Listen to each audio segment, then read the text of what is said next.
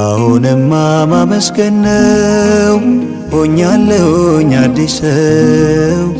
ቅኔን ያውጣ አንደበቴ ለጎበኘኝ እግዚአብሔር አባቴ።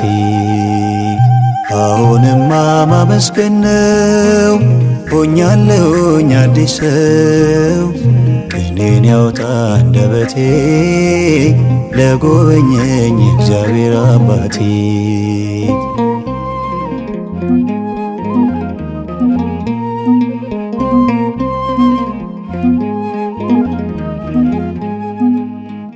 ተደግፌ ጉልበቴን አቀርቅሬ አንገቴን ሳለቅስ አየኝና አምላክ ያረገኝ ቀና።